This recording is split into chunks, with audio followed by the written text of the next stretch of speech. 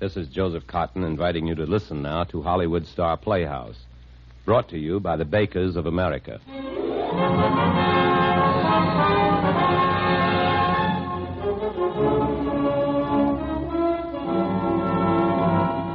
Hollywood Star Playhouse. 30 minutes of mystery, thrills, drama by Hollywood's finest writers featuring Hollywood's top stars.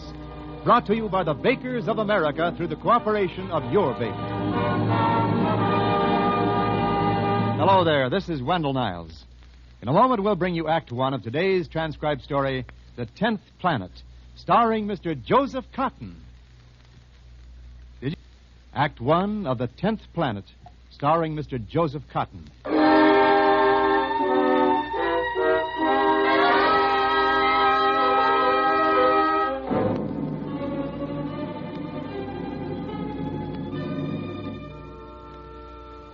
It's only a matter of time.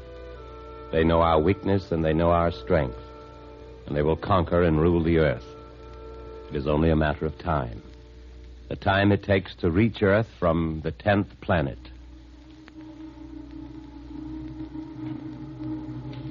My name is Walker. My home is in California, North American continent, planet Earth. I'm writing this in a room deep inside a spaceship approximately 4.5 million miles from Earth. On Earth, I was a teacher of mathematics. Among the others seated about me are a doctor, an accountant, a judge, an actor, a machinist, a farmer. The list is a long one. There are men of various nationalities who, one by one, disappeared off the face of the Earth. They're men who are being taken to the 10th planet.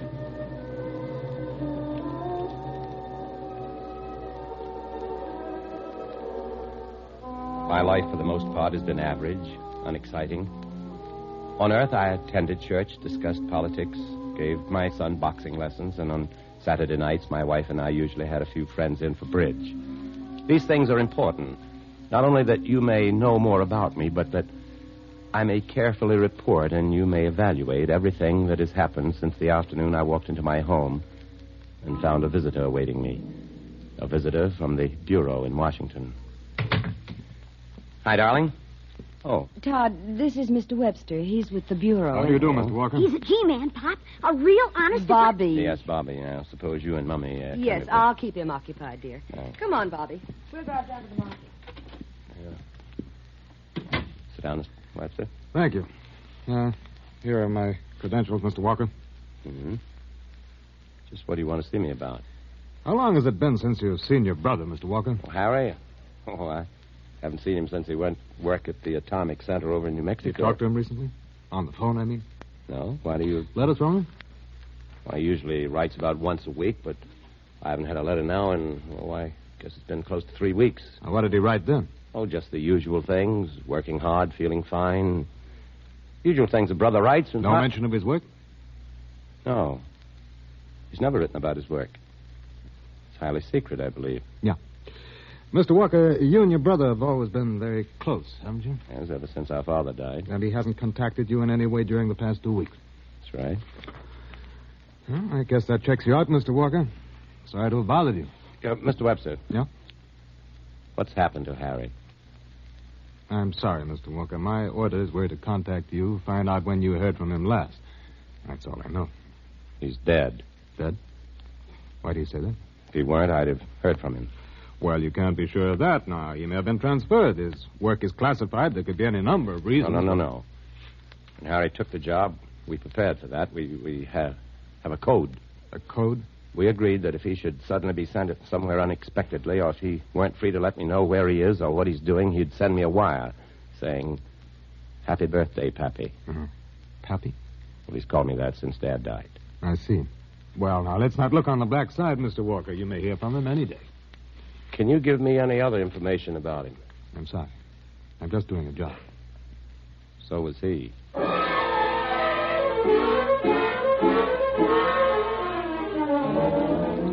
Webster was barely out of the house when I was on the phone. After an hour and 20 minutes or so of red tape, I reached the security officer at the Atomic Center in New Mexico. Security, Major Collins speaking. Major, I'm the brother of Harry Walker. Are you calling from New York, Mr. Walker? I'm calling from my home in California. What difference does that make? Well, if you give me your number, I'll call you back. I realize the necessity of caution, but I don't understand why you people won't tell me what's happened to Harry. I'm sorry, Mr. Walker. I'll have to call you back. Don't bother, Major. I'll be over there by tomorrow night.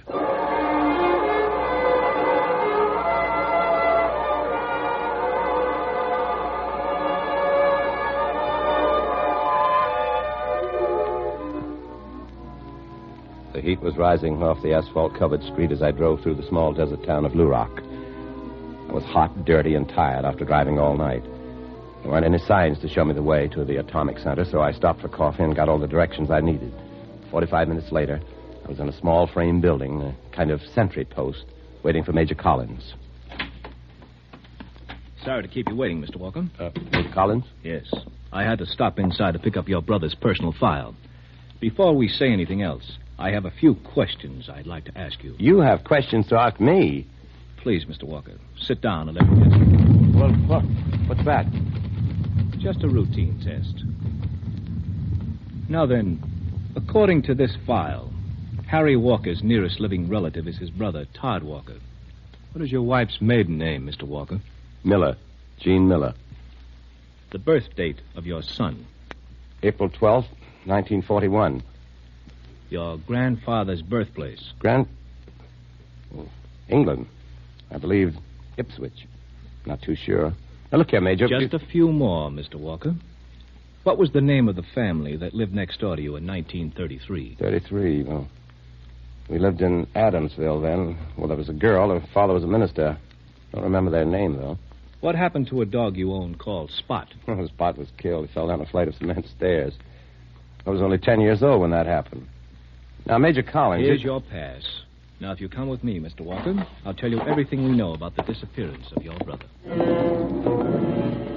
Before I had a chance to say anything else, before I could think of anything else to say, we were beyond the two sentry posts, through the great steel gate, and inside the restricted area of the atomic center.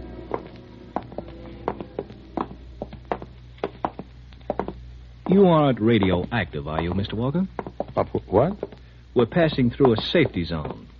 If either of us is contaminated by radioactive materials, pitchblende, uranium, an alarm bell will sound. Oh. How's your son doing in school this year? Bobby? Oh, fine. I read the last two letters you wrote to your brother. Sounds like you got quite a boy on your hands. Yeah, he is. Playing right field on a school baseball team, huh? First base. Oh, yes. Still checking, Major? Nobody ever died from being too careful.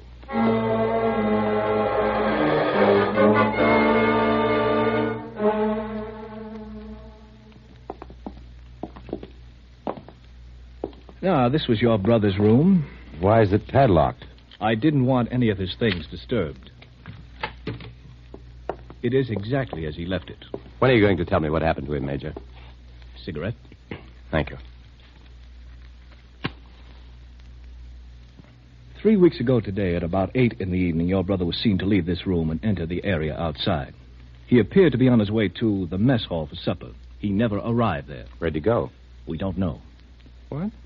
All we do know is that about 50 yards from this building, he was accosted by a man wearing a heavy trench coat. Trench coat in this heat? He stopped and talked to this man. That's the last time he was seen. Who was the man in the trench coat? We haven't been able to identify him. Culver, one of your brother's friends here, saw them together. He heard the man call your brother by name, and he heard your brother mention the word target several times. Target. This is just the way Harry left the room, huh? Yes. Be careful about touching things, please. Oh. There's your suits and shirts, billfold, wristwatch. All of his things are here. Everything. Even his pass and identification papers. Everything but the clothes on his back. What's this piece of rock here on the desk? Paperweight? I suppose so. Yeah, it's heavier than it looks. Probably something he was working with. I can arrange for you to take his personal things in a day or two, Mr. Walker. Thanks. Well, you certainly can't suspect him of deserting. We never did. To do that, he'd had to walk out of the camp. He didn't walk out. Then? There's only one possible way he could have gotten out of here. How's that? Up. Straight up.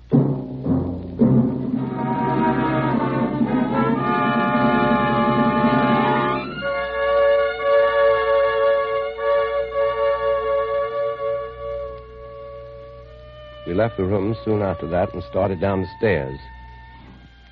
Neither of us said very much as we walked slowly back to the little building at the front gate. Are you going to stay in Lurak, Mr. Walker? Or do you plan to return to California? I don't know yet. When you know, I'd appreciate if you'd call me. Yes, I will. What's that?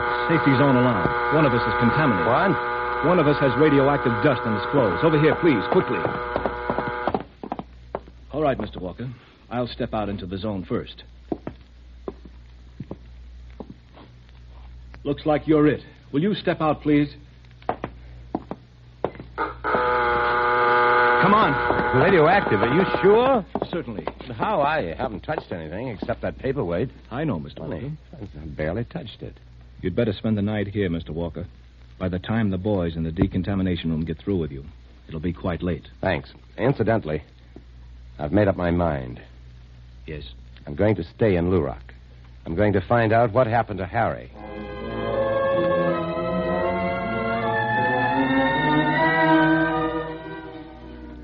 Next morning, I drove back to town and called on a real estate agent. He knew of an adobe house for rent just off the highway, about 5 miles from the atomic center, and I took it sight unseen. The house was small but comfortable, and most important, it had a telephone. That evening, I called Jean. Todd, oh, it's good to hear your voice. When are you coming home? I thought I'd stay here a while, Jean. Maybe you and Bobby could fly over. Well, of course. When? Tomorrow? Wonderful, darling. Did you find out anything about Harry? I'll tell you when you Todd? get here. Well, what's the house like, dear? Todd? Something's happening here, Jean. Something I don't understand. What? Everything's turning green. The house, the room, everything. Todd, what is it? There's something out there in the desert, a green light. Todd, are you... Jean, listen to me. Hello. Phone's dead. That noise. That humming, what is it? Yes? What do you want? Good evening, Mr. Walker. May I come in? Thank you. Is it always so cold here? Cold. It's hot, over 90. Precisely. You're cold even with that coat on? I have brought you a message, Mr. Walker. I was told to say, happy birthday, Pappy. Oh, Harry's alive. Of course. And you, who are you? Forgive me. My name is Torgut. I come from the 10th planet.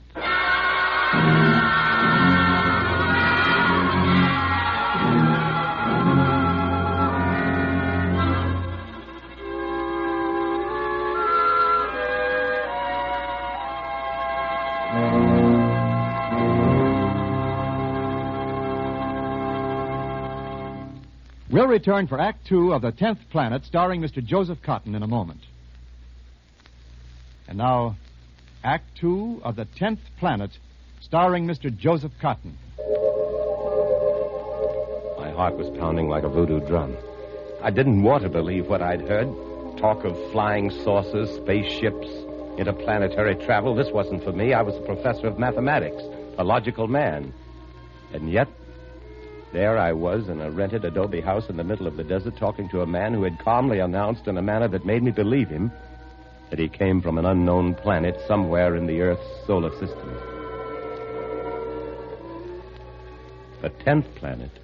In talking to Earthmen, I find that to be the most simple designation. But there are only 9 planets in our solar system. You are mistaken. But the scientists... Are mistaken. I see. You say you've seen my brother recently. Yes. Where is he? With us. He's all right? Unharmed? In perfect physical condition and very happy. In fact, only one thing could make him happier. Yeah? Sit down, Mr. Walker. My time is limited, and I have much to say.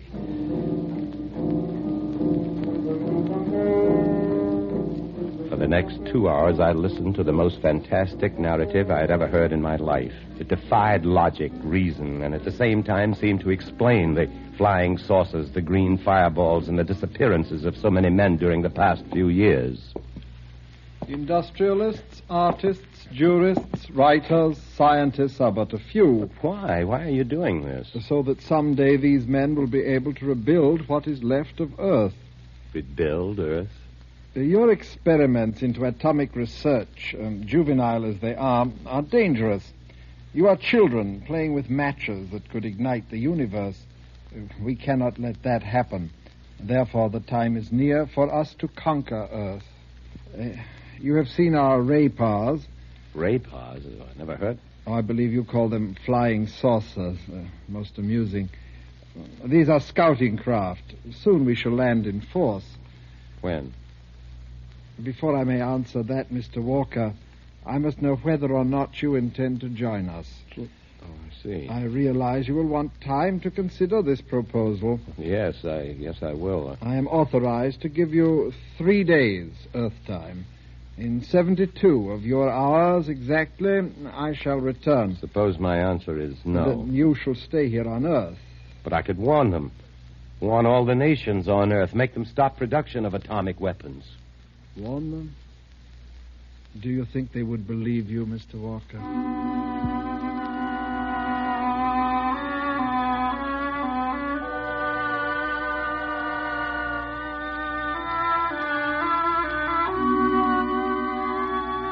All right, Todd.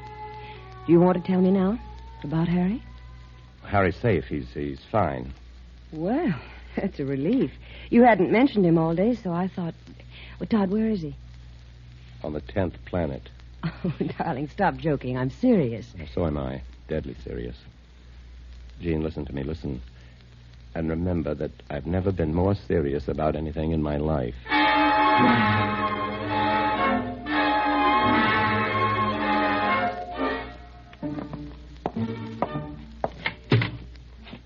Good evening, Mr. Walker. Oh, Major Collins, come in, sir.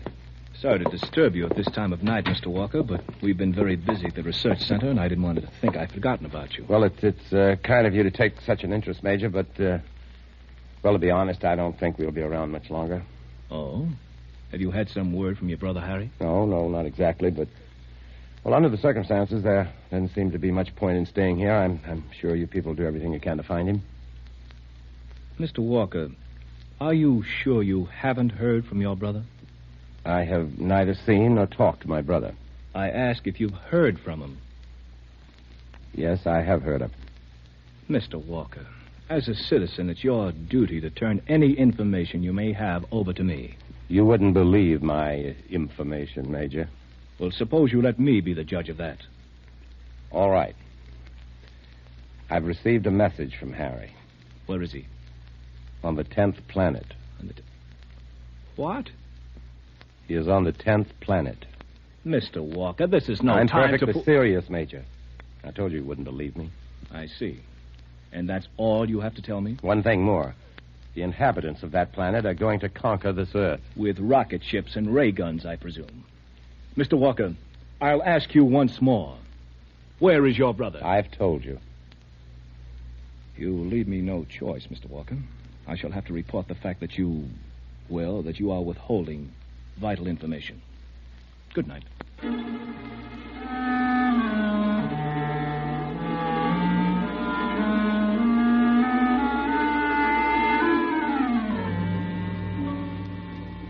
Shortly after 10, we heard it.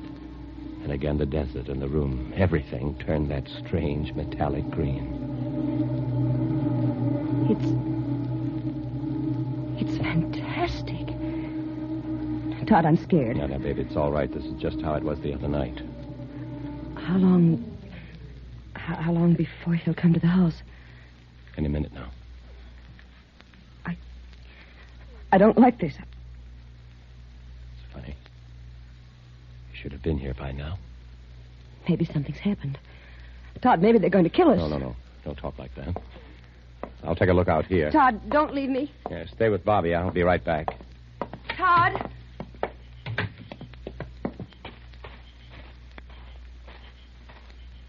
Good evening, Go. Mr. Walker. Toggett. We've been waiting inside for you. Yes, I know. Have you reached your decision, Mr. Walker? Yes, we have. We're going to go with you. We? My wife and son. We're all packed. I'm afraid you misunderstood my original proposal, Mr. Walker. What? My offer to you did not include your wife and son. It took me only a second to realize what this meant, and then I turned and ran as fast as I could. Suddenly, in that moment, I was a man of Earth with a wife and child, and I had no intention of leaving them. Jean. Yes, dear, what? Get your things. Hurry. We're getting out of Todd, here. what is it? I'll tell you later. Now, get the car started, and I'll get Bobby. But what about... Please, What is Jean. it, Pop? We're going home, son. Back to California. Come on. Here we go. I don't think I like it on another planet. I like it right here. This other planet, it scares me. I don't want to... I'll drive, Jean. Where are we going? I'm going to contact the atomic center.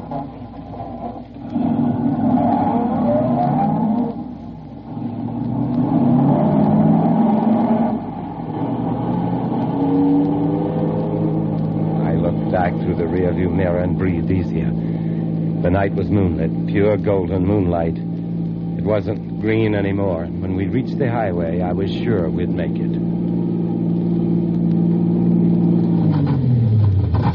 Darling, what is it? I don't know. The gas is all right.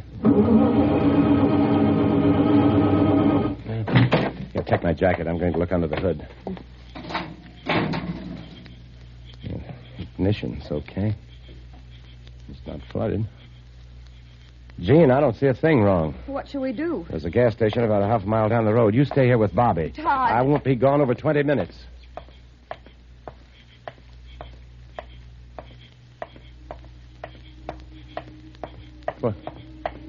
What is it? Oh, no, green. Everything's turning green. The Ray-Paw, they're coming after me. I've got to get away. Mr. Walker, why exert yourself? What? Talk it. You cannot escape us. I'll get away. I've got to get away. I've got to make it. Got to make it. No, Jean!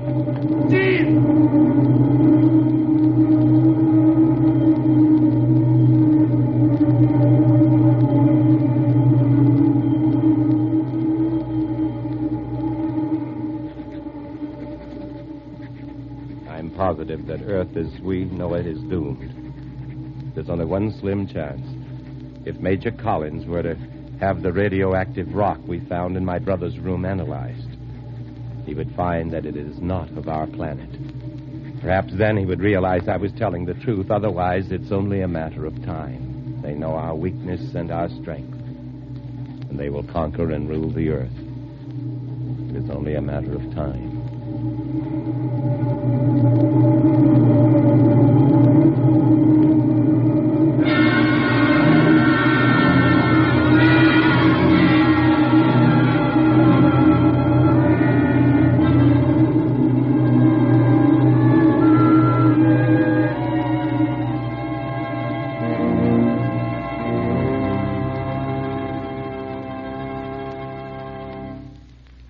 Thanks, Joe. And if my voice seems a bit shaky, it's because you've given us something to think about. Wendell, I really don't think there's a word of truth in this flying saucer business. The other day, I read a statement by a man who runs an airline. He said that 20% of his pilots had never even seen a flying saucer. Oh, by the way, my thanks to Joan Banks and Richard Beale, Ben Wright, Peter Leeds, and Hans Conried, whose performance, you might say, was out of this world. Thanks again, Joe. We'll hear about next week's Hollywood Star Playhouse right after our Bakers of America home economist, Miss Helen Reed, tells you about a dessert idea for your school lunches. Miss Reed? Thank you, Mr. Niles. A school lunch may be a light lunch as against an evening meal where you serve several different dishes. But still, a school lunch should be balanced nutritionally. That's why a dessert for lunch is just as essential as for a bigger, heavier meal. And what could be simpler for you to serve or more enjoyable and tasty for your children than cupcakes? Now, you can get either the frosted Devil's Food cupcakes or the frosted white cupcakes in the bakery department of your food store. You'll find them all neatly wrapped to keep them fresh for several days. And each package usually contains 2 or perhaps 3 generous-sized cupcakes. You might get several packages next time you shop for food. And if your children carry their lunch to school, you'll find cupcakes fit into a lunchbox very nicely. Of course, cupcakes make an ideal after-school snack, along with a tall, cold glass of milk. Cupcakes are delicious. They're wholesome, and they add extra energy school children need. You'll find they're very economical, too. When you visit your food store, visit the bakery department. Find out what a wonderful variety of ready-to-serve desserts the bakers of America prepare for you, fresh and delicious, each day. Thank you, Miss Reed. And now here's a word about next week's Hollywood Star Playhouse. It's a story called The Reluctant Witness, starring Dennis O'Keefe. Every detail of that horrible accident etched itself on my memory. I was determined that I would never allow myself to be called as a witness. Then later, when I found it wasn't an accident, but murder, then it was too late.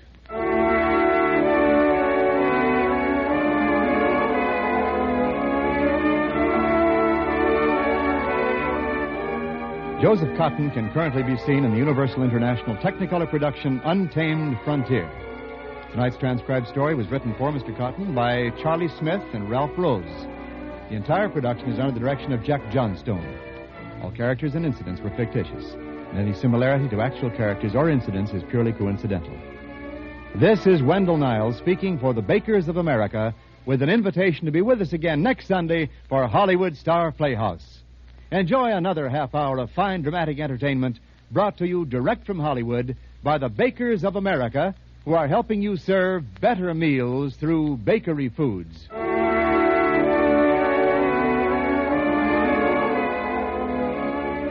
This is NBC, the national broadcasting company.